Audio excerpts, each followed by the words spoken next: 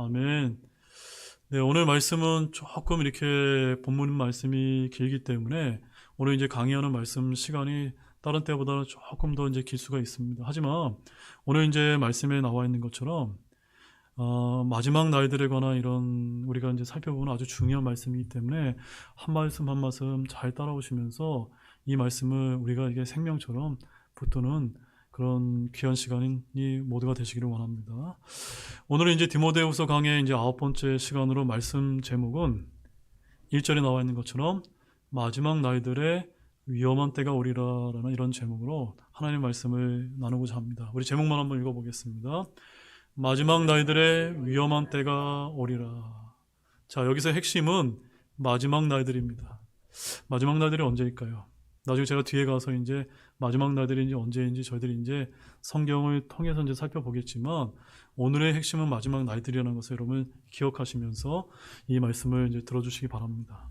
자, 디모데후서를 서론과 본론과 결론의 세 부분으로 우리가 나누어 본다면 이제 디모데후서 1장 6절에서 4장 8절까지를 우리가 이제 본론부라고 이제 이렇게 볼 수가 있습니다. 그리고 그 본론부는 크게 두 부분으로 나누어지게 되는데 그 가운데 이제 전반부는 1장 6절에서 2장 26절에서는 복음 사역자가 갖춰야 될 자세와 덕목에 대해서 집중적으로 이제 가르치고 있습니다.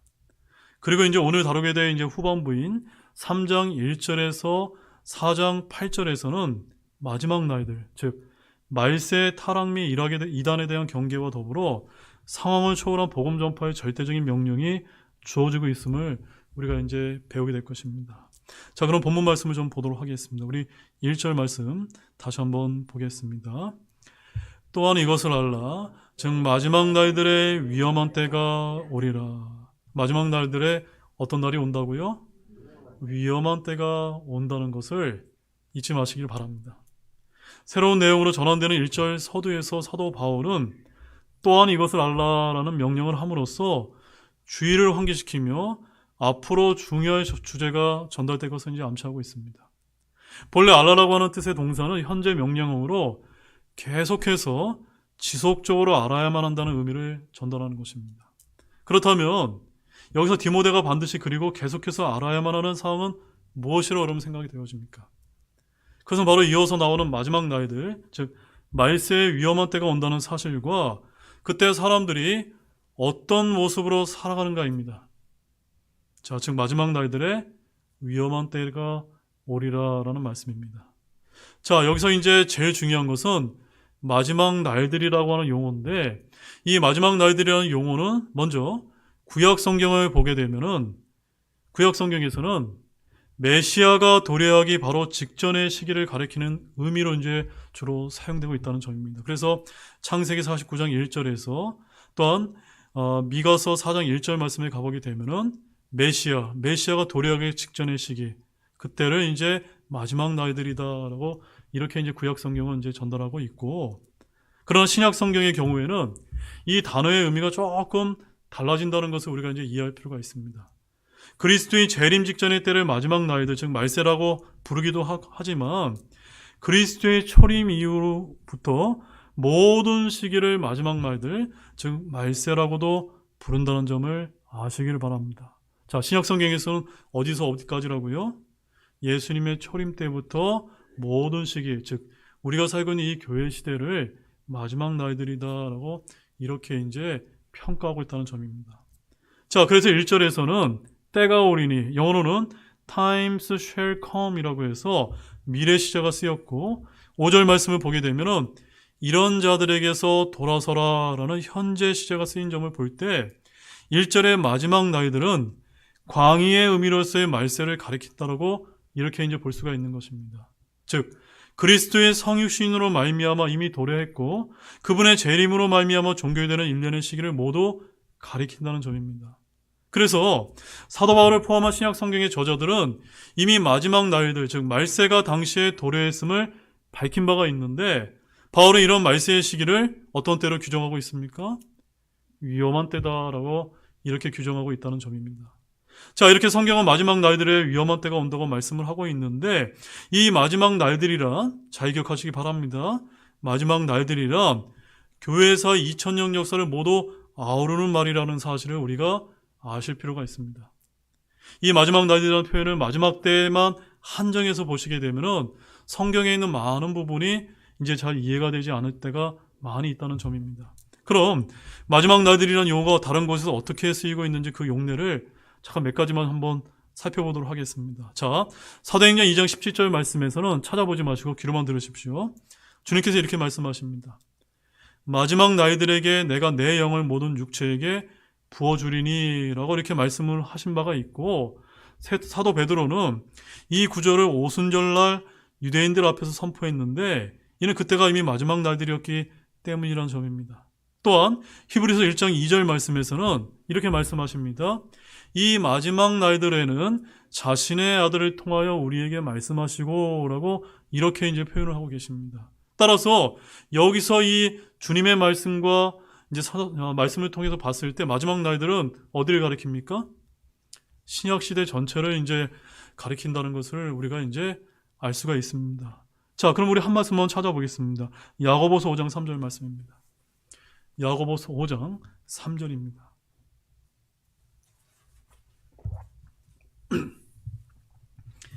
야고보서 5장 3절 말씀.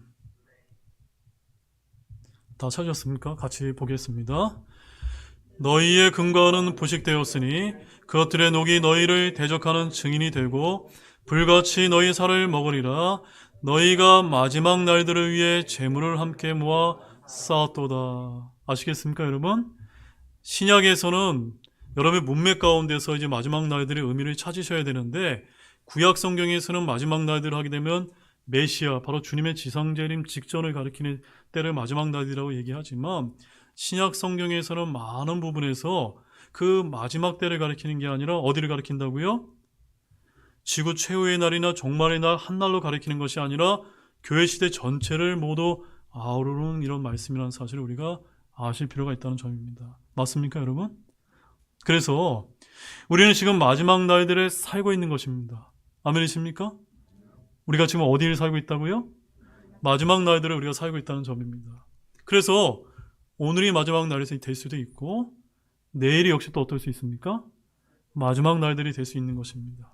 주님께서는 천사장의 호령과 나팔 소리를 우리를 부르시면 그날이 바로 이 땅에서 육신을 입고 산 마지막 날이 되는 것입니다. 따라서 매일매일이 마지막 날일 수 있기 때문에 현 시대를 뭐라고 부르는 겁니까? 마지막 날들이다라고 신약 성경은 그렇게 우리에게 이제 알려주고 계신 것입니다.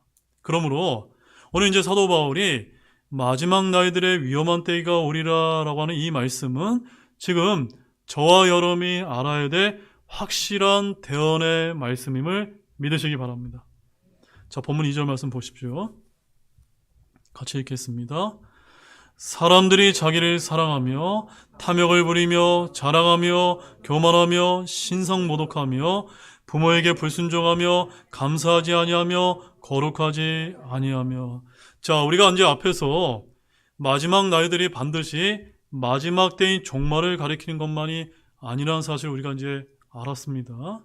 자, 지금 현재 우리가 살고 있는 이 교회 시대 전체를 아우른다라고 이제 우리가 마지막 날이라는 것을 이제 배웠다면 이 2절에서부터 한 문장을 이르는 5절까지 모두가 마지막 날들, 즉 말세의 위험한 때가 이르게 되는 그 특징들을 지금 뭐 하나하나 이제 알려주고 있는 것입니다.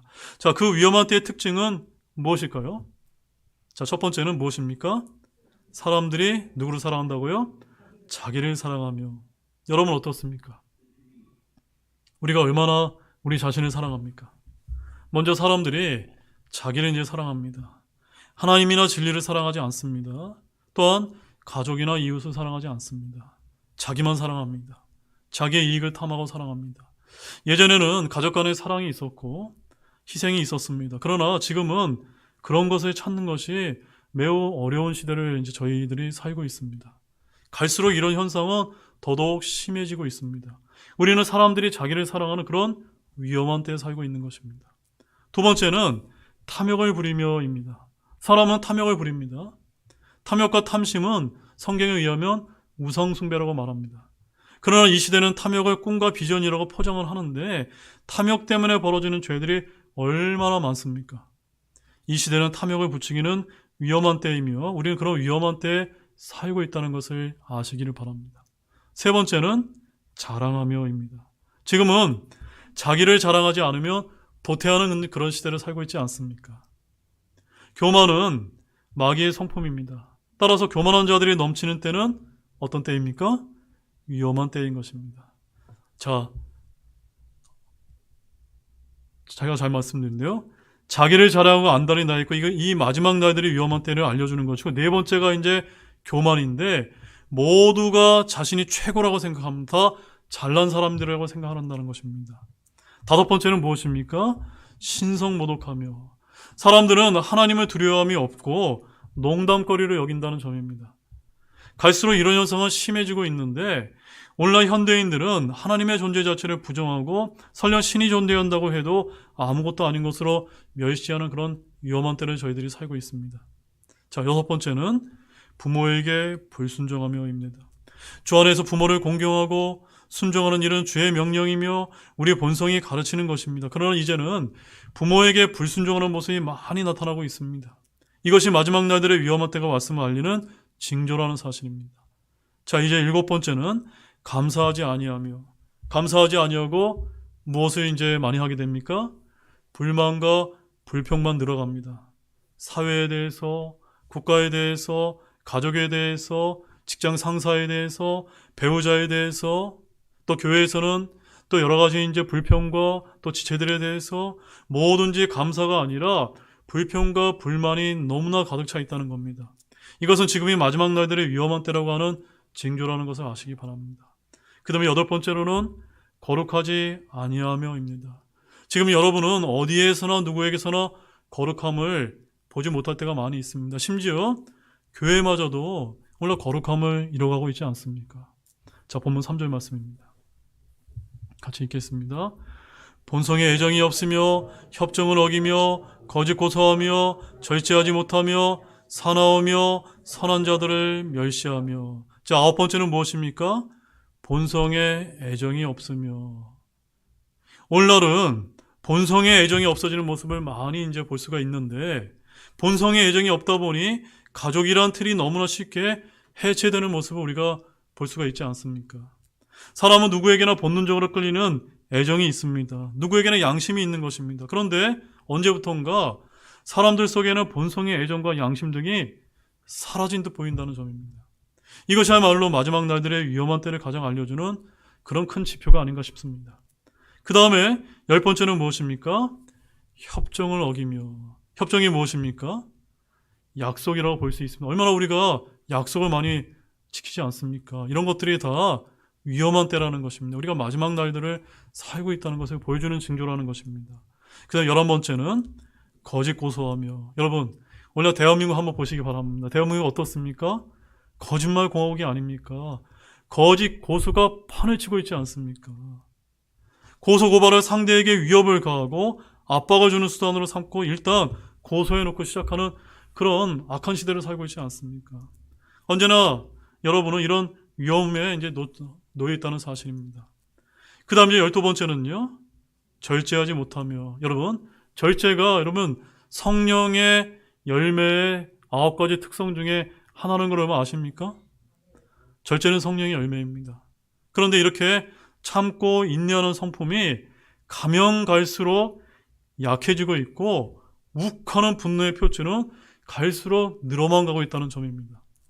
사소한 일에도 욕설이나 주먹다짐 등 싸우고 절제하지 못하는 사람들 가운데 사는 그것이야말로 위험한 때 그 자체라고 우리는 볼 수가 있는 것입니다.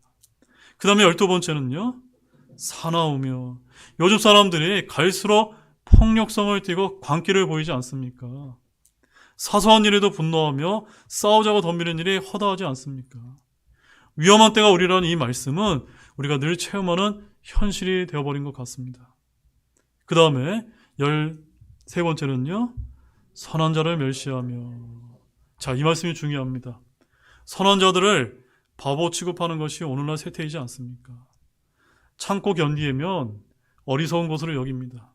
절제하고 겸손하고 끽소리하지 못하는 사람은 연약한 자요, 아무것도 아닌 자로 이렇게 이제 멸시하지 않습니까? 그럼에도 우리 성도들은 어때야 됩니까? 이런 멸시와 수치를 감당하면서 선을 행하기 위해서 노력해야 될 줄로 믿으시기 바랍니다. 선한 것이 비방을 받고 멸시를 받는 이런 때를 사는 우리는 마지막 날들의 위험한 때를 살아가고 있는 것입니다. 자, 본문 4절 말씀 보겠습니다. 배신하며 고집이 세며 높은 마음을 품으며 하나님을 사랑하기보다 쾌락을 더 사랑하며. 자, 그 다음에 무엇입니까? 배신하며. 자, 신의와 믿음을 저버리는 것이 바로 배신이지 않습니까? 사람들은 자기 이익을 위해서 약속을 어길 뿐만 아니라 배신을 일삼는다는 점입니다. 속기도 하고 속이기도 합니다. 믿었던 사람에게 배신을 당했다는 사람들의 이야기는 너무나 많아서 따로 할 말이 없습니다. 문제는 세상뿐만이 아니라 어디에도 배신이 있을까요? 교회 안에도 있을 수 있다는 점입니다. 제가 예전에 있었던 그 대전의 어떤 교회에서는 어떤 분이 교회 안에 와서 성도들을 속이면서 성도들의 돈을 갈취해서 이렇게 속이는 그런 배신하는 일들이 얼마나 많이 받는지 모릅니다. 우리 교회는 그런 일들이 발생하지 않기를 진실로 소망합니다. 그 다음에 또 어떤 특징이 있습니까? 고집이 세며. 여러분 어떻습니까?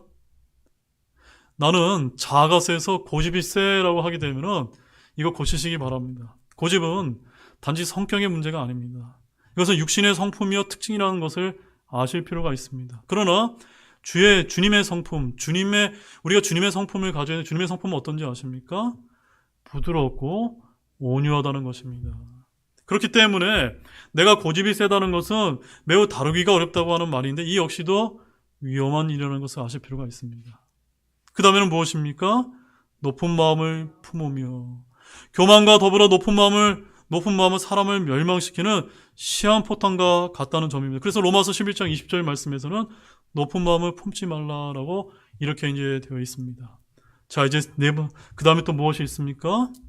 하나님을 사랑하기보다 쾌락들을 더 사랑하며. 여러분 어떻습니까? 여러분 하나님을 더 사랑하십니까? 쾌락을 더 사랑하십니까? 하나님을 더 사랑하시는 거 맞습니까? 그렇게 하시기를 원합니다. 마지막 날들의 위험한 때 가장 일반적인 현상 중에 하나는 바로 쾌락 추구라는 사실입니다. 예나 지금이나 사람들은 쾌락을 사랑했지만 현 세대는, 지금 우리가 살고 있는 이 현 세대는 쾌락을 행복인 줄로 착각한다는 점입니다. 하나님을 사랑하기보다는 땅에서 쾌락 가운데 살며 방탕함에 빠져 살며 마음을 살찌게 하는 것은 위험한 일이라고 야고보서 5장 5절에 이렇게 이제 기록하고 있습니다. 자, 이제 본문 5절 말씀 보십시오. 하나님의 성품의 모양은 있으나 그것의 능력은 부인하리니 이런 자들에게서 돌아서라. 자, 이제 너무나 중요한 특징을 이제 우리가 여기서 이제 볼 필요가 있습니다. 마지막 날들, 즉 말세의 위험한 때에는 신앙의 모습 역시 더욱더 교모해진다는 사실을 우리에게 이제 보여주고 있습니다. 그 모습은 단적으로 하나님의 성품의 모양, 즉 경건의 모양은 있으나 그것의 능력은 부인하리니와 같이 드러난다는 점입니다. 자, 우리말 흠정역에서 번역된 이 하나님의 성품, 영어로는 godliness라고 하는 이 하나님의 성품이란 말은 우리가 이제 다른 성경에서는 어떻게 이제 부르고 있습니까? 경건함이다. 경건이라고 이제 부르고 있는데 사실 이 경건은 잘 기억하시기 바랍니다. 기독교 신앙의 출발점이자 열매임을 아시기 바랍니다. 뭐라고요? 기독교 신앙의 출발점이자 열매란 사실입니다. 실제 그 용례에 있어서 하나님을 믿는 믿음과 동의어로 이제 디모데전서 6장 3절에 쓰여 있는데 그뿐만 아니라 이는 바로 이 내면적 믿음이 외면적인 행위로 드러나는 것을 가리킬 때 우리는 하나님의 성품 경건이라고 이렇게 부를 수가 있습니다. 자, 베드로후서 3장 11절 말씀 한번 보십시오. 자, 하나님의 성품 경건이 과연 어떤 속성을 지니는지 우리가 그 말씀을 함께 좀 보겠습니다. 베드로후서 3장 11절 말씀입니다. 같이 보겠습니다. 그런즉 이 모든 것이 해체되리니 너희가 어떤 사람이 되어야 마땅하겠느냐? 모든 거룩한 행실 속에서 하나님을 따르는 가운데. 아시겠습니까? 겉모형만 이렇게 내가 경건한 척, 하나님의 성품을 가진 척, 이런 것이 중요한 게 아니라 무엇이 중요합니까? 내적으로 정말 하나님의 성품을 우리가 본받아서 우리의 삶 가운데 정말 하나님을 따르는 것이 행실 가운데 드러나는 것이 이제 필요하다는 것입니다. 내면이 바뀌어야 되는 것입니다. 그래서 바울은 본문에서 이를 하나님의 성품, 즉 경건 그 자체와 구별되는 하나님의 성품의 모양, 경건의 모양으로 표현하고 있는 것입니다. 자, 여기서 모양이라는 말은 잘 기억하시기 바랍니다. 문자적으로 윤곽과 외양이라는 뜻으로 알맹이가 없는 껍데기를 지칭합니다. 뭐라고요? 알맹이가 없는 껍데기라는 것입니다. 사도 바울은 사탄의 활동이 더욱 증가하는 말세의 때가 되면 알맹이가 없는 가짜 하나님의 성품, 즉 가짜 경건이 범람하게 될 것을 지적한 것입니다. 즉 알맹이가 없는 껍데기의 종교로 전락하는 것은 말세에 나타나 중대한 징후가 될 것이라는 점을 지적하고 있는 것입니다.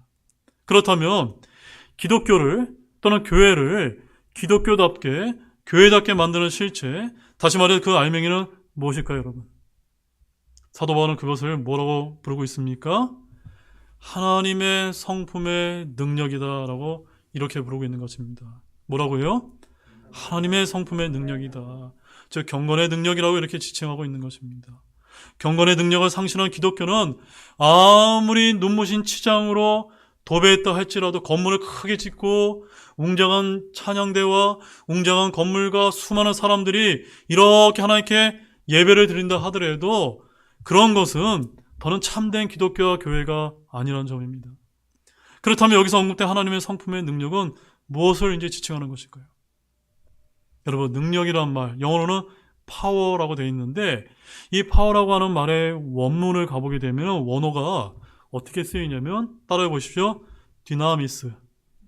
디나미스라고 되어 있는데 그리스어로 디나미스인데 이것이 이제 영어에서는 다이너마이트의 어원이 되는 단어라고 합니다.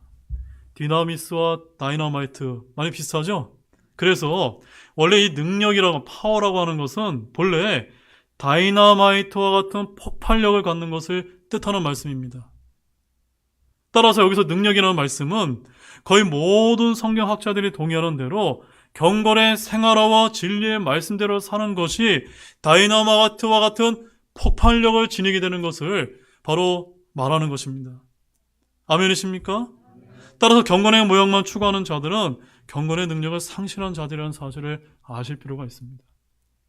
사랑하는 여러분, 오늘날 현대교회에 우리 그리스도인의 모습이 정확히 이와 같지 않습니까?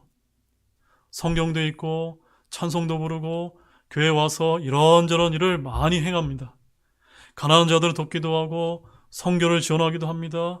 성경에 나오는 어휘들과 구절들과 성경의 지식들은 얼마나 많은지 모릅니다. 유창하게 기도할 줄도 압니다. 하나님의 성품의 모양은 다 갖췄습니다. 하지만 그 속에 무엇이 없습니까? 성령의 능력이 없습니다. 말씀의 권능이 없습니다. 죄를 이길 힘도 없고 마귀를 대적할 능력도 없습니다. 세상을 거슬러 싸울 힘도 없고 육체의 전역을 거슬러 대적할 힘도 없습니다. 성경과 기독교와 기도와 찬송과 말씀과 설교와 집회 등의 경건의 모양은 다 갖추고 있지만 거기서 어떠한 능력도 나오지 않는 것입니다. 설교자들이 말씀을 강조하지만 말씀의 능력을 잃어버린 지 너무나 오래되었습니다. 기도를 강조하지만 기도의 능력을 맛보고 체험한 이가 너무나 적습니다. 성령에 대해서 말하지만 성령의 권능을 가진 이는 거의 찾아볼 수가 없습니다. 하나님의 성품은 모양은 있지만 그것의 능력을 부인하는 자들이 오늘날 얼마나 교회 안에 많은지 모릅니다. 우리 교회라고도 이해가 아닐 수가 있습니다. 성경은 이런 자에 대해서 뭐라고 말씀하고 있습니까? 뭐라고 말씀하고 있습니까? 5절에서 이런 자들에게서 돌아서라 라고 말씀하고 있지 않습니까?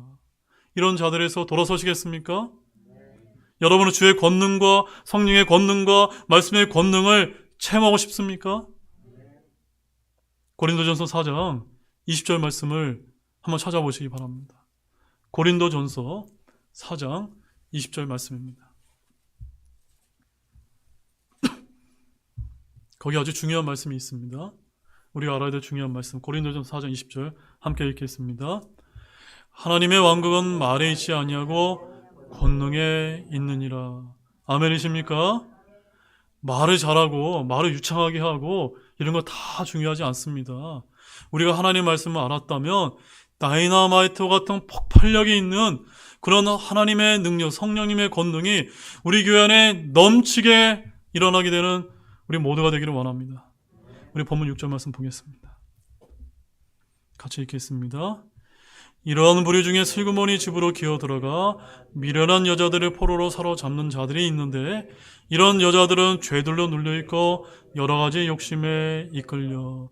자, 제가 이 말씀을 이제 해석을 할 때 우리 자매님들 오해하지 마시길 바랍니다.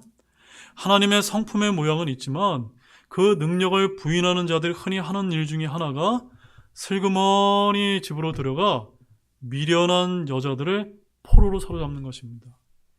성경에 의하면 남자들이라고 표현하지 않고 미련한 이제 여자들이라고 해서 여러분 자매님들 기분 나빠하지 마시길 바랍니다. 대부분의 이단 종교를 우리가 보게 되면은 이런 미련한 여자들을 포로로 사로잡아서 시작되는 경우가 얼마나 많은지 모릅니다. 여자들은 이성보다는 감성에 취약하기 때문에 쉽게 속는 경향이 있다는 것을 우리가 좀 인정하실 필요가 있습니다. 그래서 사탄 마귀는 아담보다는 누구를 이제 공격한 겁니까? 먼저 여자인 이브를 속여서 포로로 사로잡았다는 것을 우리가 아실 필요가 있는 것입니다. 이 전술은요, 지금도 유효하다는 점입니다. 이런 미련한 여자들을 죄들로 눌려있고 여러 가지 욕심에 이끌립니다. 이들은 종교심에 불타올라 헌신하는 모양을 취하지만 그 결과는 허무할 때가 얼마나 많은지 모릅니다. 그 이유는 하나님의 성품의 모양만 있고 능력은 없기 때문입니다. 자, 본문 7절 말씀 보십시오. 항상 배우나 결코 진리를 아는 데까지 도달할 수 없느니라. 자, 오늘 저는 이 말씀에서 굉장히 여러분에게 강조를 해주고 싶습니다. 항상 배우나, 항상 배우나. 이 7절 말씀에서 우리 교회 같은 독립침략의 성경 신자들이 매우 유념해야 될 아주 귀한 말씀이 등장하고 있습니다. 많은 분이 독립침략교회의 성경 신자의 특징을 언급한다면 하나로 든다면 뭐라고 이제 부를 수 있을까요? 말씀 공부, 성경 연구라고 우리가 이렇게 이제 부를 수가 있습니다. 이는 디모데후서 2장 15절에서 강조하듯이 하나님께 우리가 올바르게 인정받기 위해 말씀을 바르게 나눠 연구해야 한다고 해서 오늘날 독립침례교회 성경 신자의 매우 중요한 특징이라고 우리가 이렇게 이제 부르곤 합니다. 그런데 잊지 마시기 바랍니다. 모든 일에는 다 한쪽으로 지나치게 치우치게 되면 부정적인 효과가 나타날 수 있으면 우리는 항상 잊어서는 안 되는 것입니다. 그동안 한국 교회가 게을리한 말씀 공부, 성경 공부를 너무나 강조하다 보니까 어떤 분들이 오해를 해서 지식적으로만 머리만 큰 신자들이 양상되는 부작용이 나타났다는 점입니다. 바로 이러한 신자들의 특징은 하나님의 말씀을 지식으로만 항상 배우려다 노력하다 보니 궁극적으로는 생명이 되는 영적 진리를 아는 데는 도달할 수가 없었다는 점입니다. 자, 사도행전 6장 4절 말씀 한번 찾아보시기 바랍니다. 사도행전 6장 4절입니다. 사도행전 6장 4절 아주 중요한 말씀이 있습니다. 다 찾으신 줄 알고 같이 읽어보겠습니다. 오직 우리는 계속해서 기도와 말씀 사역에 전념하리라 하매. 자, 무엇이 먼저 등장합니까? 기도가 먼저 등장하고 말씀 사역이 나온다는 점입니다. 그래서 하나님께서 기도가 더 중요해서 기도를 앞에 두었는지 우리는 알 수 없지만 그러나 말씀의 순서로 봤을 때는 기도가 중요하고 그 다음에 말씀 사역이 중요하다는 겁니다. 이 말씀처럼 말씀 사역, 즉 말씀 공부도 너무나 중요하지만 무엇도 역시 간과해서는 안 됩니까? 기도 역시 간과해서는 안 된다는 점입니다. 이 두 가지 축인 기도와 말씀이 균형적으로 행해져야 됨을 믿으시기 바랍니다. 우리 독립침례교회가 부족한 점이 바로 기도 생활입니다. 말씀 공부는 교회 나와서 여러분이 교회에서 가르치는 대로 믿고 잘 따라오시면 됩니다. 그러나 기도 생활은 여러분 각자가 시간을 내서 부지런히 하실 필요가 있는 것입니다. 아멘이십니까? 말씀 공부를 지식으로만 배우게 되면 진리에 도달할 수 없지만 말씀 공부를 기도와 함께 행하게 되면 성령님의 조명으로 말미암아 진리에 도달할 수 있게 됨을 아시기를 바랍니다. 자, 본문 8절 말씀 읽겠습니다. 한편 얀네와 얀브레가 모세를 대적한 것 같이 그렇게 이들도 진리를 거역하는데 이들은 마음이 부패한 자들이요 믿음에 관하여는 버림받은 자들이니라. 자, 이제 바울은 미련한 여자들을 유인하는 자들을 얀네와 얀브레와 비교하여 그들의 진상을 이제 폭로하고 있습니다. 자, 얀네와 얀브레가 누굽니까? 얀네와 얀브레는 출애굽 당시 모세를 대적한 이집트의 마술사들이었는데 이들의 이름은 이곳 외에는 성경 어디에도 이제 등장하지 않습니다. 그러나 후대 유대 문헌이나 이방 문헌이나 그리고 초기 기독교의 문헌에서 이들의 이름이 많이 발견되는데 이들은 모세가 행하는 표적을 따라 행했다고 이제 전해지고 있습니다. 즉 모세가 하나님의 종으로서 이스라엘 백성들을 이집트에서 탈출시키기 위해서 갖가지 하나님의 기적들을 베풀었을 때 이에 맞선 파라오의 마술사들로 묘사되고 있다는 점입니다. 아마도 사도 바울은 당시에 가말리아의 문화에서 수학하게 될 때 이러한 얀네와 얀브레에 대한 기사를 접하게 되었을 것으로 보입니다. 자, 이렇게 앞서 언급한 이들 문헌에서 얀네와 얀브레는 사기꾼이었다가 후에 유대교로 개종한 이들로 이제 묘사되어지고 있다라고 이제 전해지고 있습니다. 그러나 이들의 개종은 진심에서 비롯된 것이 아니었고 이스라엘의 출애굽을 막을 수 없다는 사실을 간파한 직후 이스라엘 백성들을 속여서 그들의 파멸을 촉발시키기 위해 작정한 데서 비롯되어졌다고 이렇게 이제 전해지고 있습니다. 실제로 유대인들의 전승에 따르면 이스라엘 백성들을 설득해서 그들이 금송아지를 만들게 하고 거기에 절하게 만든 장본인들이 바로 얀네와 얀브레였다라고 유대인들의 전승에 이렇게 이제 알려지고 있습니다. 그러므로 사도 바울과 디모데가 전한 복음의 진리를 대적했다는 점에서 바울과 당시의 거짓 교사들은 얀네와 얀브레와 같이 거짓을 유포하는 사기꾼이요 또한 하나님의 참된 백성들 사이에 위장한 침투한 자로서 하나님의 확실한 기초인 교회를 파괴하는 것을 목적으로 하는 파렴치한 위선자들인 셈이었다는 점입니다. 이들은 성경에 나와 있는 것처럼 마음이 부패한 자요 믿음에 관하여 버림받은 자들이었다는 사실을 아시기를 바랍니다. 자, 마지막 9절 말씀 보십시오. 같이 읽겠습니다. 그러나 그들이 더 나아가지 못하리니 이는 저들의 어리석음이 드러난 것 같이 그들의 어리석음도 모든 사람에게 드러날 것이기 때문이라. 자, 얀네와 얀브레는 모세와 아론을 대적했지만 끝까지 대적하지는 못했습니다. 모세가 땅에 티끌을 쳐서 이를 만들 때 이들은 자기들의 마술로 그와 같이 행하려 했지만 그렇게 하지 못했다고 출애굽기 8장 17절과 18절에 기록하고 있습니다. 그때 마술자들이 파라오에게 출애굽기 8장 19절 말씀에 의하면 이것은 하나님의 손가락이다 라고 인정하게 만들었습니다. 그들이 더 나아가지 못했던 것입니다. 이를 통해서 마술사들의 어리석음이 드러났고 그들의 한계도 분명히 드러났던 것입니다. 마찬가지로 경건의 모양만 가지고 항상 배우나 진리에 이르지 못한 타락한 마음의 소유자들의 어리석음도 모든 사람에게 드러나게 될 것입니다. 수많은 종교와 철학과 기술과 과학과 학문과 교육 등의 한계의 어리석음은 앞으로 다가오게 될 7년 환란기 때 분명히 드러나게 될 것입니다. 환란기 때는 사람들의 종교와 지혜는 아무 소용이 없습니다. 그들의 어리석음이 드러날 것이며 주님께서 그들을 모두 심판하시고 징벌하실 때 종교의 무익함과 어리석음이 모두 다 드러나게 될 것입니다. 지금 이 시대는 복음을 믿는 것, 십자가를 선포함이 어리석은 것처럼 보이지만 그것이 하나님의 지혜와 권능임이 드러날 줄로 아시길 바랍니다. 이제 결론을 맺겠습니다. 오늘 말씀 제목이 무엇이었습니까? 마지막 날들의 위험한 때가 오리라입니다. 바로 이 말씀들과 함께 마지막 날들의 위험한 때가 왔을 때 어떤 특징들이 있는지 저희들이 하나하나 살펴봤습니다.